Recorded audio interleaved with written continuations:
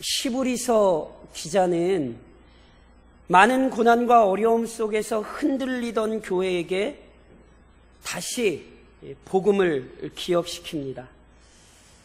한 주간 어떤 삶을 사셨든지 다시 복음을 들으셔야 합니다. 그리고 그 복음이란 다른 것이 아닙니다.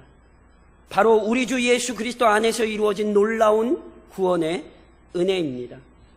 그리스도께서는 이 위대한 구원 사역을 이루시려고 친히 인간이 되어 이 땅에 오셨습니다.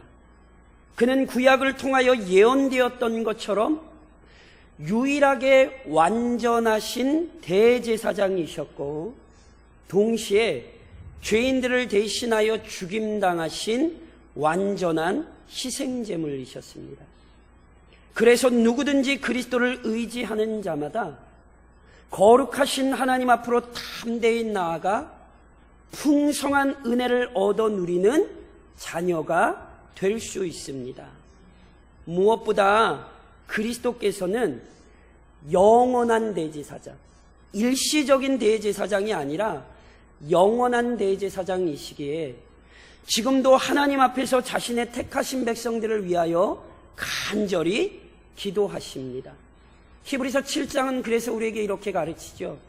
그러므로 자기를 힘입어 하나님께 나아가는 자들을 온전히 구원하실 수 있으니 이는 그가 항상 살아계셔서 그들을 위하여 간구하심이라. 믿으십니까? 이 시간도 우리가 하나님 앞으로 담대히 나아갈 수 있는 이유는 우리 주님이 우리를 위하여 기도하고 계시기 때문에 그래요.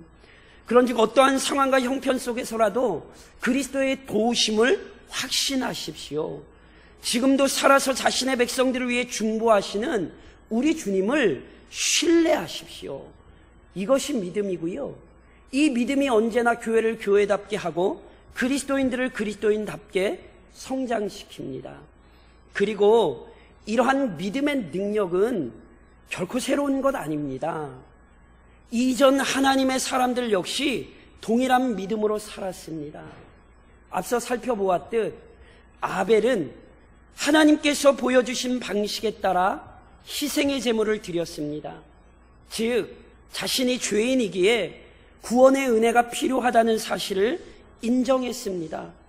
무엇보다 자신의 부모에게 약속되었던 것처럼 여자의 후손이 오셔서 인류를 죄에서 구원할 것이란 사실을 믿고 바라보았습니다. 그랬기에 하나님께서는 아벨과 그의 제물을 받으셨죠. 에녹 역시 상황과 형편은 달랐지만 동일한 믿음으로 살았습니다. 그래서 에녹은 죄가 넘치는 세상 속에서도 하나님과 동행했습니다. 그는 하나님의 마음에 따라 자신의 마음을 거룩하게 구별시켰고 죄악을 멀리하고 하나님께서 기뻐하시는 일들을 행했죠. 그렇게 300년간을 하나님과 동행하던 에녹은 결국 죽음을 보지 않고 옮겨졌습니다.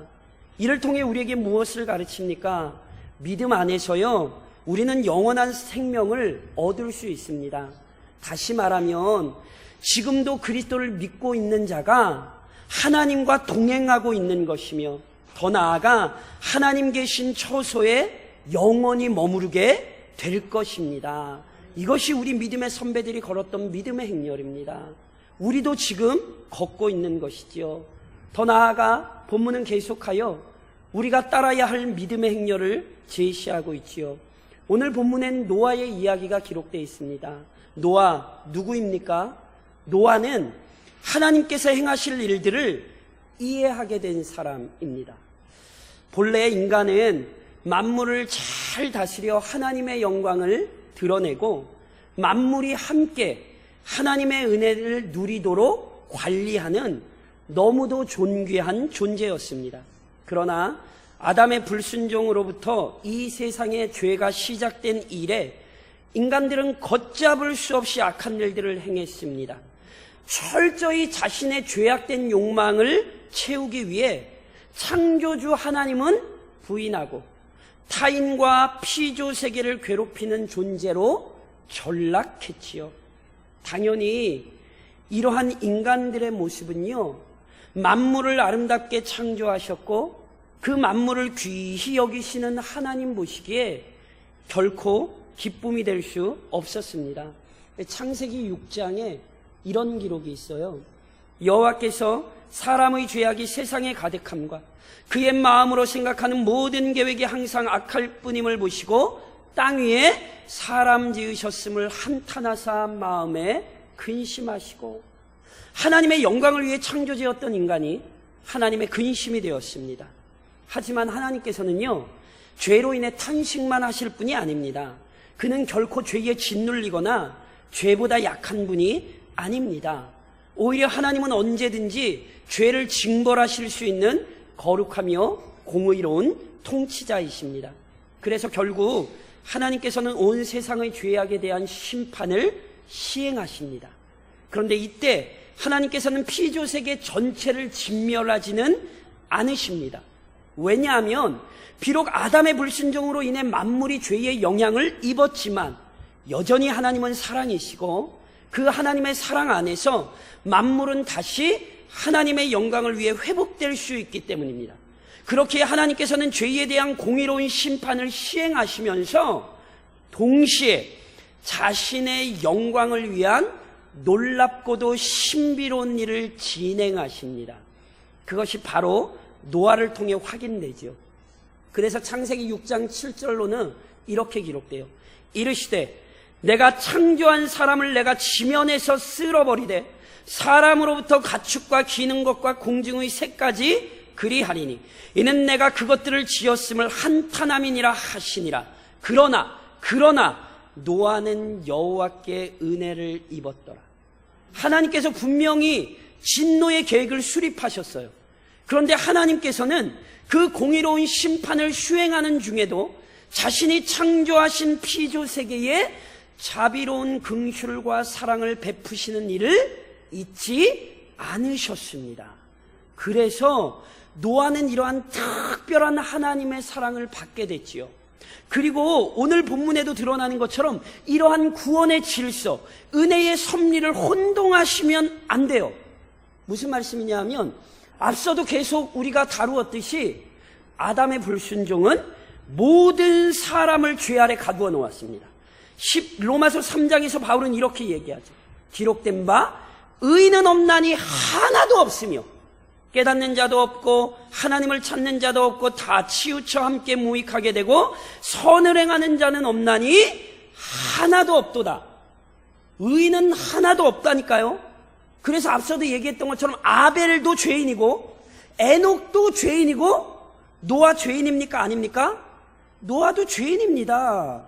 만일 하나님께서 먼저 노아에게 은혜를 베풀지 않으셨다면 노아 역시 심판받았습니다. 하지만 하나님께서는 자신의 영광을 위하여 노아를 택하셨고 그에게 은혜를 베푸셨죠. 그리고 그 은혜가 구체적으로 창세기 6장 13절로 14절에 이렇게 나타나는 거예요. 하나님이 노아에게 이르시되 모든 혈육 있는 자의 포악함이 땅에 가득함으로 그 끝날이 내 앞에 이르렀으니 내가 그들을 땅과 함께 멸하리라. 너는 고페르 나무로 너를 위하여 방주를 만들되 그 안에 칸대를 막고 역청을 그 안팎에 칠하라. 이 말씀을 잘 보셔야 돼요. 노아가 도대체 은혜를 받았다는 게 어떤 것인가? 노아가 주권적으로 특별한 은혜로 부르심을 받았다는 것은 하나님께서 그에게 행하실 일을 알리시는 사건에서 잘 드러나요. 히브리서 기자가 이야기했던 것처럼 아직 보이지 않는 일에 대해 경고하심을 받은 거예요. 이 경고의 내용은 크게 두 가지잖아요. 우선 하나님께서 모든 세상의 죄악을 홍수로 심판하셔서 어떤 생명도 남기지 않으실 것이라는 사실을 알려주셨습니다. 또 하나 하나님께서 노아에게 알리신 것은 그 심판에서 벗어날 수 있는 방법입니다. 방주를 만들라. 방주가 뭡니까? 온 세상에 임하는 심판에서 벗어날 수 있는 유일한 방법입니다. 그래서 노아가 하나님의 말씀에 순종하여 방주를 지으면 그는 생명을 얻게 되는 거예요. 그러니까 이 원리를 잘 기억하셔야 돼요. 하나님은요, 누구와도 상의하거나 협의하실 필요가 없는 완전한 주권자이시며 통치자이십니다. 그런데 그 하나님께서 그가 자신이 행하실 일을 노아에게 알려주시고 노아로 하여금 그 일을 준비하게 하셨다는 사실은 노아를 참으로 존귀하게 여기셨다는 분명한 증거예요. 그러니까 노아가 은혜를 입은 게 뭐냐면 하나님의 뜻을 먼저 알았던 거예요. 하나님의 마음과 뜻, 그가 행하실 일을 알았던 것, 이게 노아가 받은 은혜입니다. 지금도 마찬가지입니다. 은혜 받은 사람들의 증거가 무엇입니까? 하나님의 말씀을 통해 그 마음을 깨달아 합니다. 이게 은혜인 거죠. 물론 이것으로 끝나서는 안 돼요. 노아는 하나님께서 행하실 일들을 알았을 때 경외함으로 순종했습니다. 다시 한번 말씀드리지만 만물의 창조주여 통치자이신 하나님의 마음과 뜻을 아는 것은 너무너무 큰 은혜예요. 그런데 이 하나님의 마음의 뜻을 알게 되는 것으로만 만족해서는 안 돼요. 하나님께서 왜 도대체 자신의 마음과 뜻을 알리셨겠습니까? 당연히 알려주신 뜻에 순종하라는 것입니다. 즉 노아는 하나님의 마음과 뜻에 부합하게 행동해야 할 의무가 있습니다. 실은 이 부분에 있어서 실패한 사람이 바로 아담이지요. 하나님께서는 인간과 영원토록 교제하기를 기뻐하셨어요. 그래서 아담이 이러한 복을 누릴 수 있도록 순종의 질서를 세우셨잖아요. 너 그거 먹지 마. 그러나 아담은 어리석게도 하나님께서 알려주신 뜻에 순종하지 못했습니다. 그래서 자신과 만물을 괴롭게 만들었죠. 그러나 노아는 아담과는 다르게 행동했습니다. 본문이 뭐라고 표현했어요? 경외함으로 방주를 준비하여. 우선 노아는요, 경외하는 마음을 품었어요. 즉 진실한 마음으로 하나님을 경외했습니다. 본래 경외라는 단어는요, 하나님을 두려워하는 동시에 하나님을 철저히 의지하고 사랑하는 것을 의미합니다. 그러니까 노아는요, 하나님께서 앞으로 행하실 일에 대해 들었을 때 하나님이 얼마나 거룩하신 분임을 떠올린 거예요. 그리고 그 거룩하신 분이기에 심판을 행하시는 것이 합당하다고 인정했죠. 그래서 그 거룩하신 하나님의 심판을 두려워했던 거예요. 그러나 노아는 두려워하기만 한 게 아니에요. 동시에 노아는 거룩하신 하나님을 철저히 의지했어요. 노아는 거룩하신 하나님 앞에 자신 역시 죄인이라는 사실을 잊지 않았습니다. 그럼에도 불구하고, 자신이 죄인임에도 불구하고 하나님께서 자신에게 이 모든 일들을 알리실 뿐 아니라 그 무시무시한 심판에서 벗어날 방법까지 알려주셨잖아요. 그래서 이게 너무너무 감사했던 거예요. 하나님이 자신에게 구원의 방법을 주셨다는 사실에 너무너무 감격했어요. 그래서 그 하나님의 뜻대로 노아는 하나님을 사랑하고 순종할 수 있었던 거죠. 이게 경외예요. 하나님을 두려워하는 동시에 하나님을 의지하는 거예요. 그런데 이 경외감은 곧장 노아의 삶을 통해 드러났습니다. 오늘 본문이 뭐라고 얘기했어요? 경외함으로 방주를 만들었어요. 노아가 하나님을 경외하자 그는 방주를 만들기 시작합니다. 그는 하나님의 심판이 확실하다는 사실을 알았기에 방주를 만들었습니다. 그 방주가 자신을 살릴 것이라는 사실을 알았기에 아주 충성스럽게 만들었던 거예요. 하나님께서 홍수를 일으켜 모든 생명을 멸하시겠다 하신 말씀 앞에 노아는 순종한 거죠. 물론 이 순종은 절대로 쉬운 일이 아닙니다. 사람들은요, 아직까지 물로써 하나님이 심판하여 사람들을 다 죽는 일을 경험해 본 적이 없어요. 실은요, 창세기에 보면 아직 비가 내리지 않았고 땅에서 안개가 올라와 모든 식물을 적셨다는 표현이 창세기 2장에 나오거든요. 그래서 거의 많은 학자들이요, 비가 아직 한 번도 안 내렸다라고 생각해요. 그러니까 비라는 게 아직 존재하지 않았다라고 생각해요.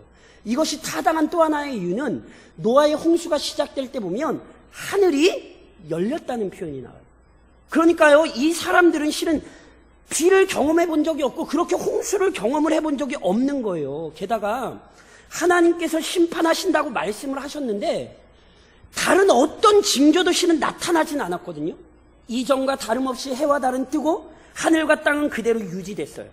강과 바다가 그 경계를 지키고 있었고 짐승들에게도 변화가 없었어요. 사람들의 일상은 심판이 알려지기 전과 전혀 달라진 것이 없어요. 그러하니 하나님의 심판을 두려워하지 않았습니다. 특히나 죄인들이 하나님의 심판에 대해 더욱 나태해진 이유는요, 심판이 임하기까지 오랜 기간이 걸렸어요. 오랜 기간. 얼마나 걸렸게요? 창세기 6장 3절에 보면 이런 말씀이 있어요. 여호와께서 이르시되 나의 영이 영원히 사람과 함께하지 아니하리니 이는 그들이 육신이 됨이라. 그러나 그들의 날은 120년이 되리라. 이 말은 하나님께서 심판하시기까지 120년이 남았다는 뜻이에요.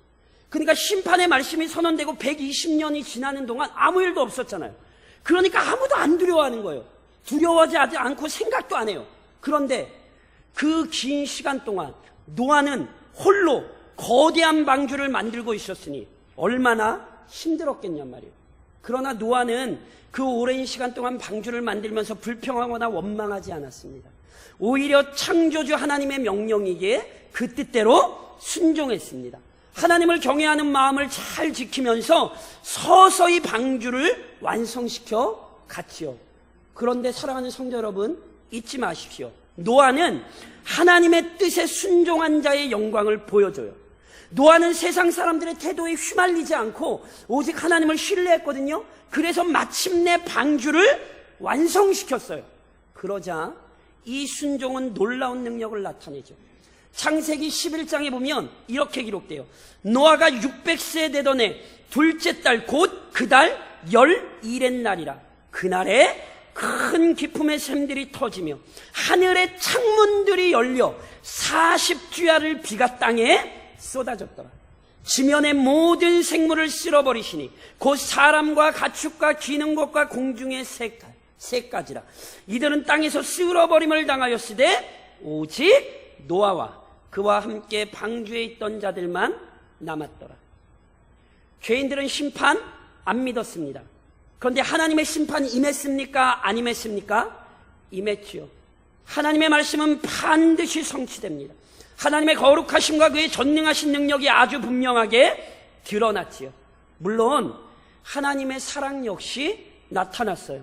다시 말씀드리면 노아는 말씀에 대한 순종에서만 거둘 수 있는 열매를 거뒀습니다.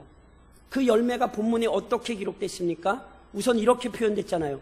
그 집을 구원하였으니.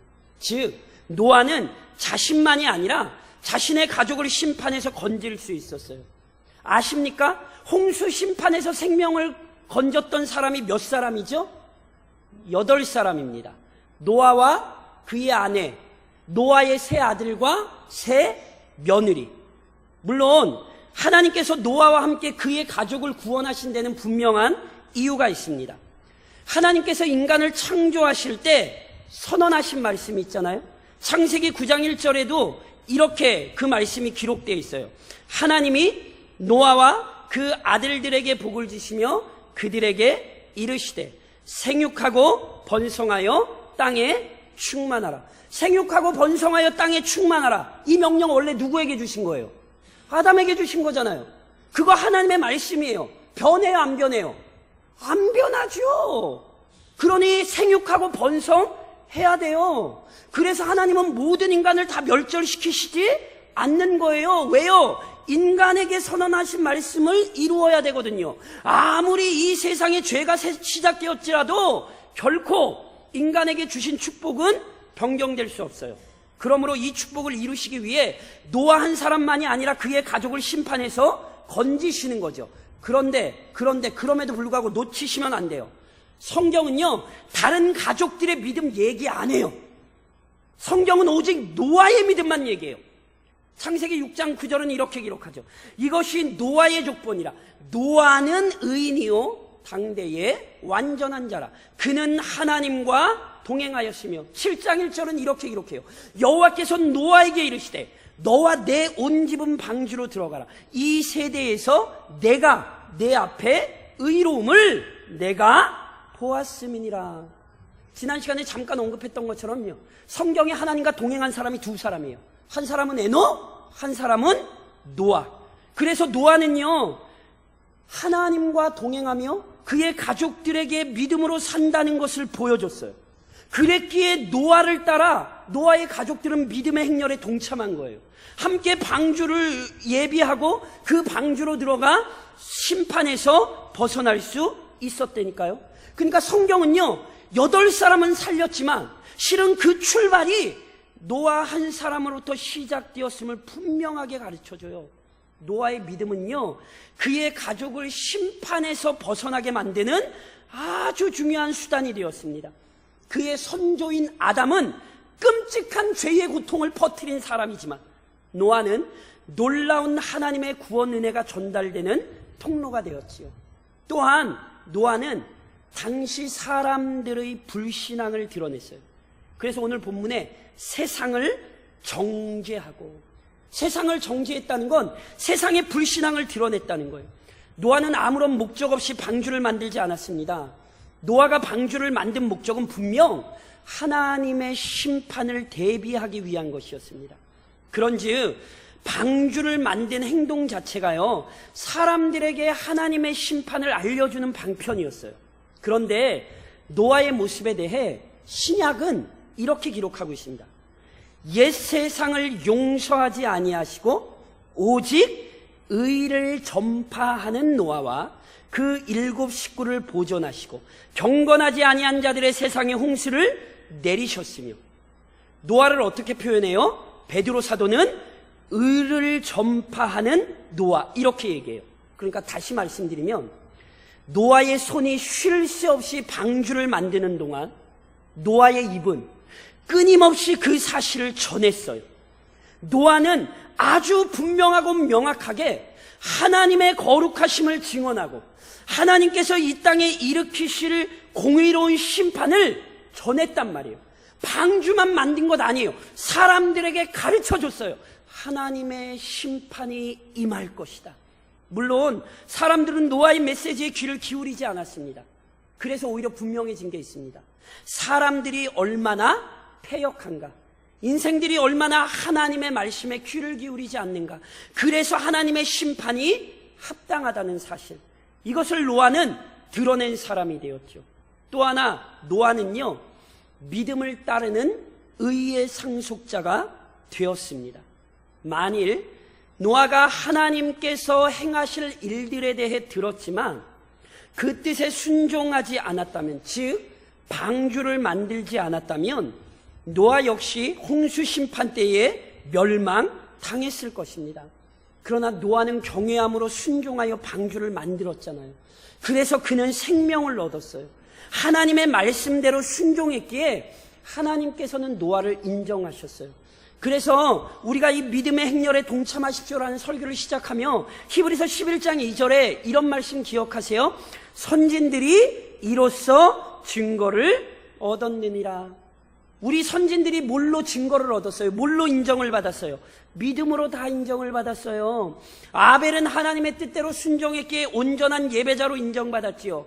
에녹은 하나님의 뜻대로 순종했기에 하나님과 동행했고 죽음에서 벗어나는 자로 인정받았어요. 노아 역시 하나님의 뜻에 순종했기에 심판에서 구원을 얻는 자로 인정받았지요. 그래서 지금도 이들의 삶은요, 하나님의 뜻대로 행동하는 자의 영광을 우리에게 분명히 보증합니다. 그런즉 사랑하는 성도 여러분, 믿음의 행렬에 동참하셔야 합니다. 하나님의 뜻대로 순종하는 복을 누리셔야 합니다. 이를 위해 하나님의 뜻을 잘 알려주는 성경을 바르게 깨닫고 이해하는 복을 사모하십시오. 죄가 뭔 줄 아십니까? 죄란 하나님과 그분의 뜻에 대해 무지한 상태예요. 시편 14편이 우리에게 뭐라고 이야기해요? 어리석은 자는 그의 마음에 이르기를 하나님이 없다 하는도다. 잠언 1장 7절 역시 우리에게 이렇게 가르치죠. 여호와를 경외하는 것이 지식의 근본이요 미련한 자는 지혜와 훈계를 멸시하느니라. 죄인들의 특징, 악인들의 특징은 하나님의 말씀과 상관없이 살아요. 그런즉 하나님의 은혜가 죄인들에게 임하는 가장 중요한 방식은 먼저 죄인들로 하여금 하나님과 그분의 뜻을 분명히 깨달아 알게 하시는 거예요. 이게 은혜의 시작이에요.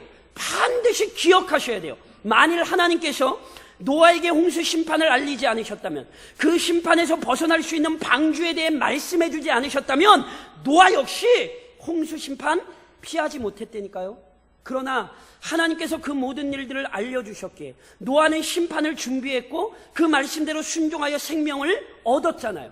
하나님의 말씀을 알았던 것이 노아를 살렸습니다. 그래서 시편 119편에 이런 고백이 있어요. 이 말씀은 나의 고난 중에 위로라. 주의 말씀이 나를 살리셨기 때문이다. 이게 그리스도인들의 고백이에요. 주의 말씀이 우리를 살린 걸 아는 거예요. 동일한 원리가 이 시대의 사람들에게 적용되죠. 여전히 하나님을 알지 못하는 자가 어리석은 자요, 죄인이라니까요. 하나님의 말씀으로 지도함을 받지 못하는 자는 반드시 멸망해요. 어제도 서울에서 퀴어 축제라고 하는 아주 하나님의 권위를 대적하는 일이 있었죠. 동성애가 분명히 죄라고 얘기하는데 그것을 조장하고 그것을 이야기하는 이 세대, 그 가르침을 따라가는 자들 반드시 멸망받아요. 절대 잊지 마세요. 반면 하나님의 뜻을 알고 그 뜻에 주의할 때 우리는 구원에 이르게 되는 거예요. 그래서 시편 119편에 동일하게 시편 기자가 이렇게 얘기해요. 내 마음을 주의 증거들에게 향하게 하시고 탐욕으로 향하지 말게 하소서. 우리의 마음이 어디로 향해야 돼요? 주의 말씀으로 향해야 돼요.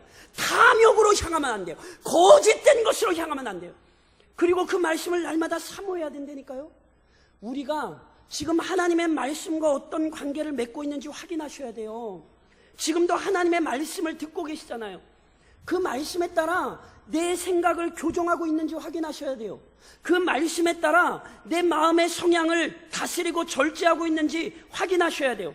말씀에 따라 내 행동을 변화시키고 있는지 확인하셔야 된다고요. 노아의 인생이 우리에게 이것을 가르쳐요. 하나님의 말씀 한마디가 노아의 인생을 변화시켰어요. 여름 행사가 왜 중요합니까? 하나님의 말씀 한마디가 어린 아이들의 인생을 변화시키는 거예요. 그 말씀 한마디가 노아의 삶을 다른 사람들과 다르게 만들었듯이 여전히 하나님의 말씀 한마디가 우리 교회 학교 어린 심령들의 삶을 다르게 만드는 거예요. 그래서 우리는 여기에 목숨을 거는 거예요. 그리스도인들은 그 말씀으로 일어난 변화를 이미 아는 사람들이기에 더욱 그 말씀의 은혜를 간절히 사모하는 것입니다. 이번 한 주간도 그 말씀을 그래서 사모하셔야 되는 거예요. 더 나아가 선하신 하나님의 온전한 인도하심과 도우심을 확신하십시오. 우리 모두는 연약해요. 그래서 눈에 보이는 것에 현혹당하기 쉽습니다. 성경에 보면 믿음의 사람들 역시 눈에 보이는 것 때문에 실족 많이 했어요. 모세 역시 이러한 어려움을 겪었던 대표적인 사람이죠. 모세가 하나님의 명령에 따라 애굽왕 바로를 찾아가잖아요. 그리고 이스라엘 백성 풀어주라고 말했거든요. 그런데 애굽왕 바로는 호락호락하지 않았어요. 여호와가 누군데 내가 이스라엘 백성 풀어주냐고, 어디서 이상한 놈이 와가지고 왜 횡패냐고. 그래서 바로가 오히려 화나서 어떻게 해요? 이스라엘 백성 더욱 괴롭혔습니다. 그러자 처음에는요, 모세가 와서 환영했던 이스라엘 백성들마저 더 괴로워지자 오히려 모세를 향하여 원망하고 불평하죠. 모세의 심정이 어땠겠어요? 하나님의 명령 듣고 와가지고 이스라엘 백성 해방하려고 그랬는데 상황이 더 꼬여버렸어요. 그래서 실제로 출애굽기 5장에 보면 모세의 탄식이 나오잖아요. 모세가 여호와께 돌아와서 아뢰되 주여 어찌하여 이 백성이 학대를 당하게 하셨나이까? 어찌하여 나를 보내셨나이까? 내가 바로에게 들어가서 주의 이름으로 말한 후부터 그가 이 백성을 더 학대하며 주께서도 주의 백성을 구원하지 아니하시나이다. 분명히 하나님께서 보내서 왔는데 상황은 더 어려워졌거든요. 그때 하나님이 모세 위로하시죠. 그런데 기억하셔야 돼요.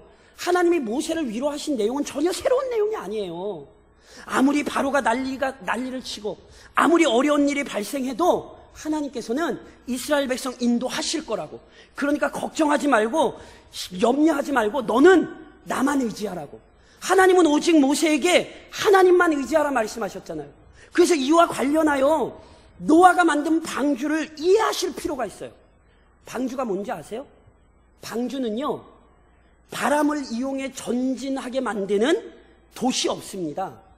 방주는요, 머물고 싶으면 이렇게 한 곳에 고정하게 만드는 닷도 없습니다. 방주는 원하는 방향대로 나아가게 만드는 방향키, 조타키 이런 거 없어요. 방주 뭔지 아세요? 그냥 말 그대로 물 위에 둥둥 떠 있는 거예요. 이게 방주예요. 이게 무슨 의미인지 아시겠어요? 비가 억수로 내려가지고 온 천지가 다 물이에요. 그냥 그곳에 홀로 둥둥 떠 있어요. 그 다음에 어떻게 해야 돼요? 가만히 있으면 돼요. 방주가 어디로 가든 어떤 곳으로 흘러가든 어디서 멈추든 누구 뜻이에요? 하나님 뜻이에요. 착각하지 마세요. 아이고 그러면 아무것도 안 하고 살면 되겠네요. 착각하지 마세요. 노아가 아무것도 안 했어요? 아니에요. 120년을 열심히 방주를 만들었어요. 뭘 보여주는지 아세요? 우리는 하나님의 명령에 따라 우리가 행할 것을 행해야 하나 결국 우리의 인생은 하나님의 손에 있어요. 그래서 잠언 3장 6절이 우리에게 뭐라고 가르쳤어요? 너는 범사에 그를 인정하라. 그리하면 내 길을 지도하시리라. 사랑하는 성도 여러분, 수고하지 마시라는 게 아니에요. 애쓰지 마시라는 게 아니에요. 수고하고 애쓰나 그것이 우리의 인생을 책임지지 않아요. 우리의 인생은 결국 하나님 손에 있어요. 그런즉 노아가 방주에서 하나님을 철저히 신뢰했던 것처럼 그 하나님의 선하신 인도와 보호를 언제나 기도하십시오. 그리고 힘을 다해 영혼 구원을 위한 책임을 감당하십시오. 노아는요, 가장 가까운 가족들에게 신앙의 본을 보였습니다. 그는 자신만이 아니라 그의 가족을 건져냈어요. 노아만이 아니에요. 여호수아에 보면 여리고 성의 기생이었던 라합에게도 동일한 일이 일어나죠. 라합의 마음에요, 이스라엘 하나님에 대한 분명한 믿음이 생겨났어요. 그래서 여리고 성에 몰래 들어온 이스라엘 정탐꾼 두 사람을 라합이 살려주죠. 이때 라합이 이들에게 요청한 것이 있잖아요. 여호수아 2장에 보니까 이렇게 기록됐어요. 그러므로 이제 청하노니 내가 너희를 선대하였은즉 너희도 내 아버지의 집을 선대하도록 여호와로 내게 맹세하고 내게 징표를 내라. 그리고 나의 부모와 나의 남녀 형제와 그들에게 속한 모든 사람을 살려주어 우리 목숨을 죽음에서 건져내라. 라합이 뭘 요구해요? 자신의 생명만이 아니라 자신의 가족의 생명을 보호해 줄 것을 요구하죠. 그 결과 실제로 자신뿐만이 아니라 자신의 가족을 구원한 여인이 되었어요. 노아나 라합은요, 자기 믿음으로 말미암아 가족을 멸망해서 건져냈다니까요. 모든 사람이 이렇습니까? 아니에요. 전혀 다른 경우를 보여주는 사람이 있죠. 바로 아브라함의 조카 롯입니다. 롯 무시하시면 안 돼요. 베드로가 롯에 대해 뭐라고 얘기한 줄 아세요? 무법한 자들의 음란한 행실로 말미암아 고통당하는 의로운 롯을 건지셨으니 이는 이 의인이 그들 중에 거하여 날마다 저 불법한 행실을 보고 들음으로 그 의로운 심령이 상함이라. 베드로의 증언에 의하면 노아만 의인 아니에요. 롯도 의인이에요. 의인. 쉽게 함부로 롯 욕하지 마세요. 의인이에요. 의인. 그러나 안타깝게도 롯은 가족에게 노아와 같은 선한 영향력을 미치지 못한 거예요. 그래서 롯의 처는 믿음이 좋은 남편을 뒀으나 천사의 경고에도 불구하고 소돔과 고모라 성에 대한 미련을 버리지 못함으로 소금기둥이 되는 심판을 받았지요. 롯의 딸들은요, 아버지는 너무 믿음이 좋았는데 이 딸들은 타락한 문화에 깊이 빠져서 아버지 술 먹이고 근친 상간의 죄를 범했어요. 노아의 며느리들은요, 시아버지 따라서 같이 방주로 들어갔잖아요. 근데 롯의 사위가 될 사람들은 전혀 달랐어요. 창세기 19장에 보잖아요. 이렇게 돼 있어요. 롯이 나가서 그 딸들과 결혼할 사위들에게 말하여 이르기를 여호와께서 이 성을 멸하실 터이니 너희는 일어나 이곳에서 떠나라 하되 그의 사위들은 농담으로 여겼더라. 다시 한번 말씀드리지만 롯은 분명히 하나님 은혜 입은 사람입니다. 롯 우습게 여기지 마십시오. 성경이 의인이라고 칭한 사람이에요. 그는 믿음 좋았어요. 그러나 그는 그 은혜가 전달되는 통로가 되지는 못했습니다. 이것을 잘 보셔야 돼요. 그러므로 우리는 소망하기를 롯이 아니라 노아나 라합처럼 주변의 사람들에게 은혜를 드러내는 사람이 되기를 소망하셔야 돼요. 나의 믿음이 가족 구원의 놀라운 방편이 되도록 헌신하십시오. 그리고 이것을 위해서요, 낭망하지 말고 끝까지 수고하십시오. 노아는요, 하나님의 심판이 임할 거라는 사실 알았어요. 그 얘기는 다시 설명드리면, 사람들이 하나님 귀에, 하나님 이야기에 귀를 돌이켜 회개하고 돌아가지 않을 것이란 거 알았어요. 그러니까 사람들이 막 회개해서 하나님이 내리시기로 한 거, 야, 그냥 안 내릴게. 이렇게 안 될 줄 알았다니까요. 그런데 노아가 사람들의 반응에 좌우됐습니까? 좌우되지 않았습니까? 노아는 사람들의 반응에 좌우되지 않았어요. 왜냐하면 구원은 누구 손에 있어요? 하나님 손에 있다니까요. 자기는 그냥 전하기만 하는 거예요. 우리가 구원 못 시켜요. 그렇게 생각하시면 안 돼요. 내가 열심 내고 내가 특심을 내면 그러면 구원 없겠지. 이거 성경적이지 못해요. 구원은 오직 하나님께 있습니다. 그런데 그 구원의 은혜가 우리를 통해 나타난다는 사실을 알기에 우리는 그 구원의 은혜가 전달되기 위해 수고하는 거죠. 그러므로 구원의 역사는 하나님께 맡기고 열심히 전파하는 데 힘을 쏟으십시오. 노아처럼 마지막 순간까지 전파하십시오. 그러면서 언젠가 시행될 진정한 심판을 준비하십시오. 홍수 심판은요, 죄에 대한 완전한 심판 또는 최종적인 심판 아니에요. 잘 기억하셔야 돼요. 하나님께서 홍수로 심판하시고 나서 이 세상의 죄가 사라졌습니까? 안 사라졌습니까? 그쵸, 안 사라졌잖아요. 하나님이 몰랐을까요? 그 홍수로 다 심판하고 났는데 또 죄가 나타나니까 이거 안 됐네? 하나님은 처음부터 아셨어요. 무슨 얘기인지 아세요? 홍수 심판은 왜 중요하냐면 하나님께서 언젠가 이 땅 가운데 이루실 완전한 심판을 예표하기 때문에 중요한 거예요. 그래서 베드로 사도는 베드로후서 3장에서 이렇게 얘기했어요.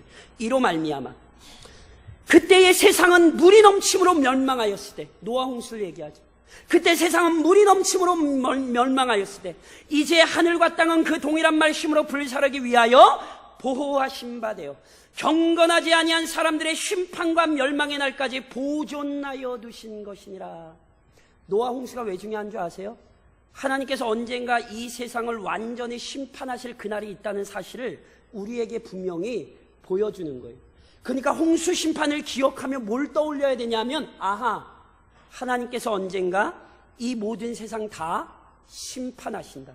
이걸 떠올려야 되는 거예요. 어떻게 해요?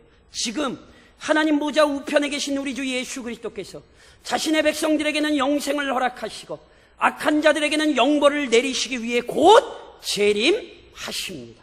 이것을 우리는 떠올려야 되는 거예요. 물론 언제 예수님이 재림하실지 우리가 알지 못합니다. 그래서 지금도 어떤 상황이 벌어지고 있습니까? 이미 우리 주님이 이 세상에 계실 때에 마태복음 24장에서 명확히 가르치셨죠. 노아의 때와 같이 인자의 임함도 그러하리라.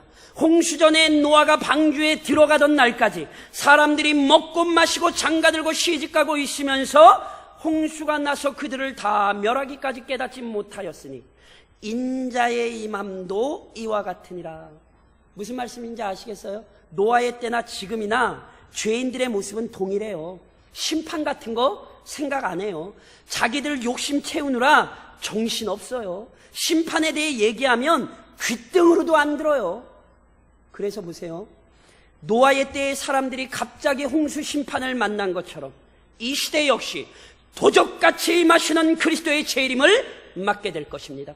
이 시대 역시 급작스럽게 임하시는 주님의 최후 심판을 맞이하게 될 것이라고요. 그런즉 깨어 있어야 합니다. 세상 사람들의 불신앙에 현혹되지 마세요.